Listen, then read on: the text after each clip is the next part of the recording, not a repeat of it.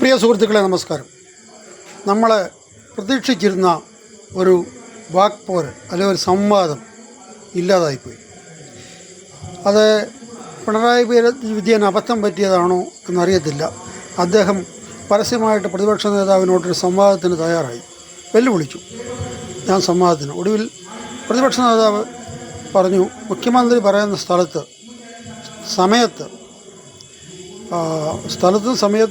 ഏത് ദിവസമാണെന്ന് വെച്ചാൽ അവിടെ ഞാൻ വരാൻ തയ്യാറാണ് എന്ന് പറഞ്ഞു. എന്ന് പറഞ്ഞ് 24 മണിക്കൂറിനായിട്ടും ഒരു CPM നേതാക്കളും മുഖ്യമന്ത്രിയും അത് തിരുത്തിയില്ല. അത് കഴിഞ്ഞാണ് അവർക്ക് അതിൻ്റെ അപകടം മനസ്സിലായത്.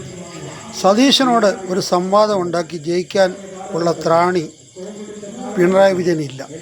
പുള്ളിക്കാരൻ ആരെങ്കിലും എഴുതി കൊടുക്കുന്നത് വായിക്കുക, ചോദ്യങ്ങളൊക്കെ നേരത്തെ തയ്യാറാക്കി ചോദിക്കുന്നവർക്ക് ഉത്തരം എഴുതി കൈവച്ചിട്ടുണ്ട്, അത് പറയാം.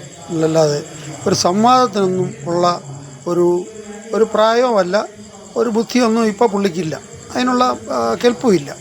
അത് പക്ഷേ പുള്ളിയുടെ PR വർക്കാരൊക്കെ മനസ്സിലായില്ല. അവർ നേരത്തെ പറഞ്ഞു സംവാദത്തിന്. ഇപ്പോൾ അത് പുള്ളിക്കാരൻ ഇത് പിന്മാറി. പുള്ളി പറയുന്നത് ഇപ്പം നമ്മളെ ഫേസ്ബുക്കിൽ കൂടെയുള്ള സംവാദമാണ് ഞാൻ ഉദ്ദേശിച്ചതെന്ന്.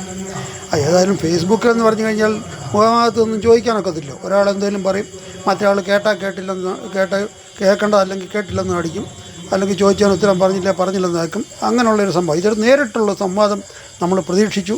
അപ്പോൾ ആ സംവാദം നടന്നില്ല. അപ്പോൾ ആ സംവാദം നടക്കാത്തിടത്തോളം കാലം ഈ സതീശൻ പറഞ്ഞതിൻ്റെ തോൽവി എനിക്ക് തന്നെയായിരുന്നു.